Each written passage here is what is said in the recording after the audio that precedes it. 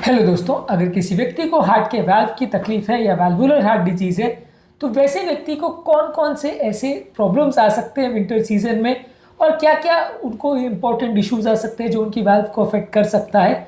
आज इस पर बात करेंगे। वाल्व की बीमारी वाले पेशेंट्स को अक्सर कुछ स्पेसिफिक तरह की प्रॉब्लम्स आ सकती हैं ठंड के मौसम में, जिसके बारे में जानना जरूरी है। इसे प्रिवेंट करने के लिए क्या क्या कर सकते हैं वो टिप्स पर हमने एक अलग वीडियो किया है, आप उसको भी जरूर देख लीजिएगा। पर आज का टॉपिक है कौन कौन से इंपॉर्टेंट हीमोडायनेमिक इश्यूज आ सकते हैं वाल्व वाले पेशेंट में ठंड के टाइम पर। टॉपिक पर जाने से पहले जो लोग हमारे चैनल पर नए हैं उन्हें रिक्वेस्ट करूंगा कि चैनल को सब्सक्राइब करें, वीडियोस को लाइक करें, शेयर करें, फॉलो करें, कमेंट करें, पूरा देखें। टॉपिक इंपॉर्टेंट है, इसे एंड तक देखिएगा। चलिए शुरू करते हैं। सबसे पहले कार्डियोवैस्कुलर यानी हार्ट पर स्ट्रेस पड़ता है ठंड के टाइम। नलियाँ सिकुड़ जाती हैं, नलियों में वैसो कंस्ट्रक्शन हो जाता है। शरीर की नलियाँ कंपेरेटिवली जो है ठंड के प्रेशर की वजह से या इश्यूज की वजह से कंस्ट्रक्ट हो जाती है, सिकुड़ जाती है, सब कुछ आ जाती है, जिसकी वजह से ओवरऑल हार्ट का ब्लड प्रेशर बढ़ जाता है। जब ये प्रेशर बढ़ता है तो हार्ट के वाल्व्स पर, और अगर खासकर किसी व्यक्ति को एओर्टिक स्टेनोसिस या इस तरह की कोई बीमारी है तो उसको ज़्यादा प्रेशर पड़ता है। वैसे व्यक्ति के हार्ट पर एक्स्ट्रा लोड पड़ता है। हार्ट वाल्व की प्रॉब्लम की वजह से ऑलरेडी ओवरलोडेड होता है, ऑलरेडी परेशान होता है, और हाई ब्लड प्रेशर की वजह से वाल्व की ज़्यादातर प्रॉब्लम्स में थोड़ा दिक्कत बढ़ने का चांस ज़्यादा होता है। हालांकि हर व्यक्ति में कितना फ़र्क पड़ेगा, और ऐसा नहीं होगा कि हर व्यक्ति जिसको वाल्व का प्रॉब्लम है वो ठंड के टाइम उसकी हालत इतनी बिगड़ जाएगी उसको भर्ती करना पड़ जाएगा, ऐसा यूजली नहीं होगा। लेकिन हाँ, कंपेरेटिवली ठंड के टाइम वाल्व वाले पेशेंट्स को ज़्यादा दिक्कत आ सकती है। इसके अलावा हार्ट की गति कई बार ठंड के टाइम बढ़ जाती है। अलग अलग तरह के प्रॉब्लम्स ठंड के टाइम ज़्यादा हो सकते हैं। ठंड के टाइम ओवरऑल थोड़ा सा हार्ट रेट के प्रॉब्लम्स भी ज़्यादा आ सकते हैं। ओवरऑल आपका बॉडी में जो स्ट्रेस हार्मोन्स है या जो बॉडी को गर्म रखने वाले कैटेकोलामिन्स है वो बॉडी के मेटाबॉलिज्म को मेंटेन करने के लिए ज़्यादा एक्टिव हो जाते हैं, और ये स्ट्रेस हार्मोन्स हार्ट की गति को बढ़ाने का भी थोड़ा काम करते हैं। जब हार्ट की गति बढ़ाते हैं तो वाल्व की प्रॉब्लम्स के बिगड़ने का थोड़ा अंदेशा रहता है, क्योंकि ये सारे जो है पेशेंट्स में हार्ट ऑलरेडी कॉम्प्रोमाइज रहता है, और ये सारे पेशेंट्स में हार्ट की गति बहुत इंपॉर्टेंट फैक्टर प्ले करती है। क्योंकि जब हृदय की गति बहुत ज़्यादा होती है तो ये वाल्व के स्ट्रेस को हार्ट नहीं झेल पाता है, अक्सर हार्ट फेलियर में चला जाता है। तो ये लोगों में हृदय की गति का बढ़ना या रिदम की प्रॉब्लम्स का होना एक इंपॉर्टेंट फैक्टर है, जिसकी वजह से सडनली पेशेंट की हालत थोड़ी बिगड़ सकती है। इसके अलावा ठंड के टाइम थोड़ा ऑक्सीजन डिलीवरी शरीर में कॉम्प्रोमाइज़ हो जाता है। ठंड के टाइम बॉडी को गर्म रखने के लिए उल्टा और मेटाबॉलिक रिक्वायरमेंट्स रहती है। लेकिन वाल्व वाले पेशेंट्स में, क्योंकि पेशेंट को वाल्व ऑलरेडी कॉम्प्रोमाइज्ड है और हार्ट ओवरबर्डन होता है, ठंड के टाइम थोड़ा एक्स्ट्रा काम करना पड़ता है। इसकी वजह से थोड़े हार्ट फेलियर के सिम्टम जैसे कमजोरी, सुस्ती होना, छाती में दर्द होना, घबराहट होना, पसीना होना, हार्ट फेलियर के ज़्यादातर जो भी लक्षण होते हैं वो ठंड के टाइम ज़्यादा दिखने को मिल सकते हैं, क्योंकि हार्ट पर ओवरबर्डन थोड़ा हो जाता है। बॉडी की मेटाबॉलिक रिक्वायरमेंट थोड़ी बढ़ जाती है, बॉडी को गर्म रखने की रिक्वायरमेंट होती है, सारे टिश्यूज़ में ब्लड की सर्कुलेशन थोड़ी बढ़ जाती है। तो ऐसे टाइम पे थोड़ा सा हार्ट फेलियर होने का चांस बढ़ जाता है। अगर किसी व्यक्ति को माइट्रल वाल्व का प्रॉब्लम है, माइट्रल स्टेनोसिस है खासकर, तो कई बार ठंड के टाइम इन्फेक्शंस की वजह से या दूसरे कारणों की वजह से लंग्स में पानी भरने का चांस ज़्यादा होता है, और ऐसे व्यक्तियों को सांस का प्रॉब्लम ज़्यादा होता है। वैसे भी देखिए, इन्फेक्शन अगर हो जाए और खासकर लंग्स का हो जाए तो हार्ट पर वर्कलोड वैसे ही बढ़ जाता है, और वैसे व्यक्ति का हार्ट फेल होने का चांस ज़्यादा होता है।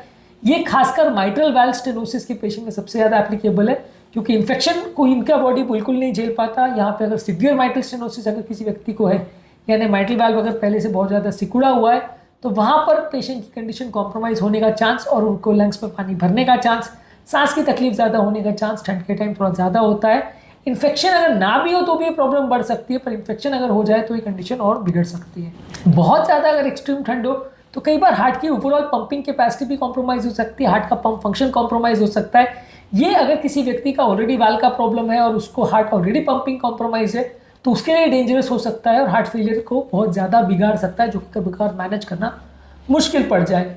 इसके अलावा कई बार अलग अलग तरह के इलेक्ट्रोलाइट्स में इम्बैलेंस देखने को मिलता है ठंड के टाइम। हाइपोथर्मिया की वजह से कई बार बॉडी का पोटाशियम लेवल्स और कैल्शियम लेवल्स में वेरिएशन होता है, जिसकी वजह से हार्ट के रिदम की प्रॉब्लम ज़्यादा देखने को मिलती है, जिसकी वजह से सडनली वाल्व के प्रॉब्लम्स होने का चांस ज़्यादा होता है।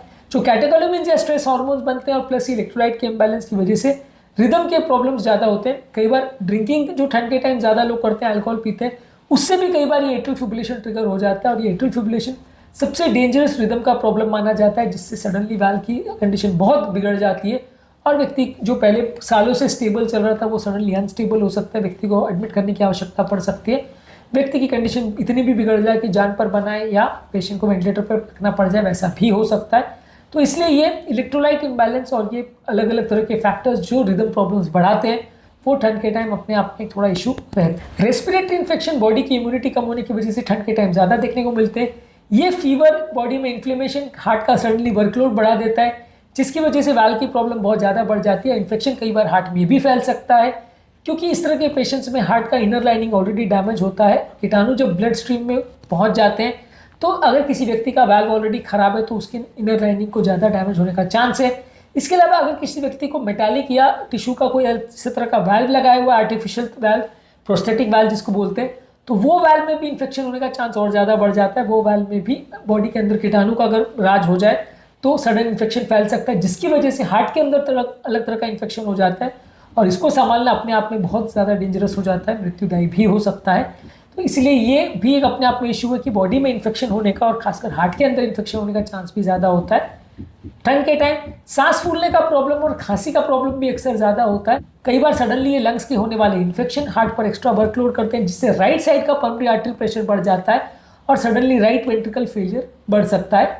ऑलरेडी अगर वाल्व का प्रॉब्लम है तो लंग्स पे थोड़ा कंजेशन होता है, जिसकी वजह से राइट हार्ट के फेलियर होने का चांस थोड़ा ज़्यादा ही रहता है। और ऐसे केस में मान लीजिए अगर पेशेंट को अगर कोई सडनली इन्फेक्शन हो जाए तो राइट साइड के हार्ट के सडन फेल होने का चांस काफ़ी ज़्यादा होता है और ये वाल्व की प्रॉब्लम्स में ज़्यादा देखने को मिलता है। इसके अलावा ठंड के टाइम अक्सर लोगों की फिजिकल एक्टिविटी बहुत कम हो जाती है, तो स्टैमिना कम होता है, इससे भी प्रॉब्लम बढ़ती है। और कभी कभार क्या होता है, लोग ठंड के टाइम सडनली बाहर निकलते हैं, बॉडी अडेप्टेड नहीं होती, बहुत ब्रिस्क एक्सरसाइज कर लेते हैं या कई बार कोई भारी काम कर लेते हैं, जैसे एरिया को क्लीन करना या अगर बर्फ़ पड़ गई है वो एरिया में शोवल करना, गार्डन को क्लीन करना। ऐसे कभी कभार कोई भारी काम उठा लेते हैं ठंड के टाइम, जो कि उनकी बॉडी झेल नहीं पाती है, तो सडनली हालत बिगड़ जाती है। तो दोनों ही नुकसानदायक है, यानी कि अगर बहुत भारी काम कर ले व्यक्ति तो भी हार्ट बिगड़ सकता है, और बिल्कुल ही काम ना करे, बिल्कुल ही बैठे बैठे का जीवन रखे तो भी वो स्टैमिना को कॉम्प्रोमाइज़ कर सकता है, इससे भी वाल्व की प्रॉब्लम बिगड़ सकती है। तो ये थोड़ी ऐसी चीज़ें हैं जो ठंड के टाइम सडनली आपकी हालत को बिगाड़ सकते हैं। जब नलियों में वैसो कंस्ट्रक्शन होता है, नलियाँ सिकुड़ जाती है ठंड की वजह से, तो हार्ट का आफ्टर लोड बढ़ जाता है, यानी जिस प्रेशर के खिलाफ हार्ट को एक्स्ट्रा काम करना है वो बढ़ जाता है। और अगर किसी व्यक्ति का वाल्व कॉम्प्रोमाइज है तो वो हार्ट ये एक्स्ट्रा बर्डन नहीं झेल पाता है, जिसकी वजह से हार्ट फेलियर बहुत ज़्यादा होता है। हार्ट फेलियर के टाइम लोगों का बिहेवियर भी चेंज हो जाता है, लोगों का जो खाने पीने का पैटर्न चेंज हो जाता है।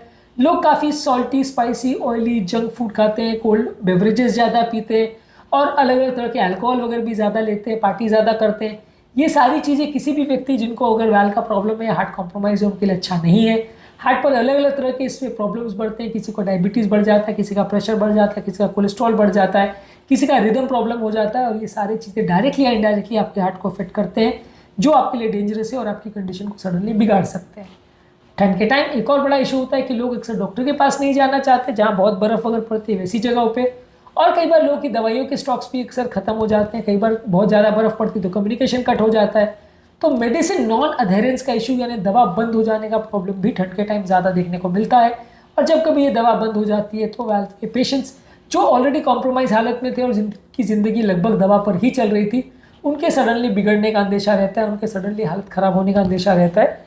तो जब कभी आपकी दवाई सडनली बंद हो जाती है, चाहे डॉक्टर के पास ना जाने की वजह से या दवा बंद करने की वजह से या दवा की नॉन अवेलेबिलिटी की वजह से, तो वो आपकी हालत को सडनली बिगाड़ सकती है।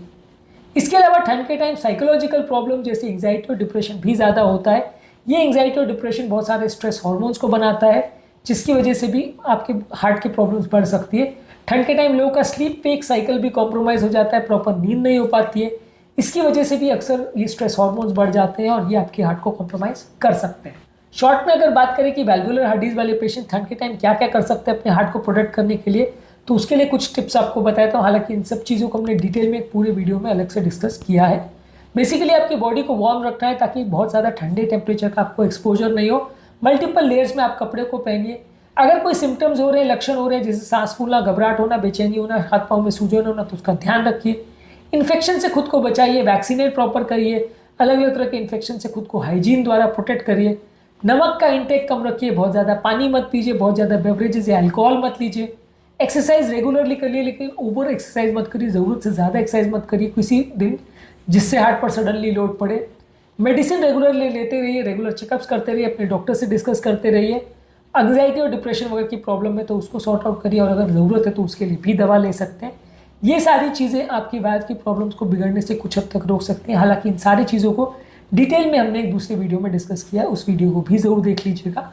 उम्मीद करूंगा कि आज के टॉपिक में कुछ नई बातें जानने को मिली होगी। जो लोग हमारे चैनल पर नए हैं उन्हें रिक्वेस्ट करूंगा कि चैनल को सब्सक्राइब करें, वीडियोस को लाइक करें, शेयर करें, फॉलो करें, कमेंट करें, पूरा देखिए।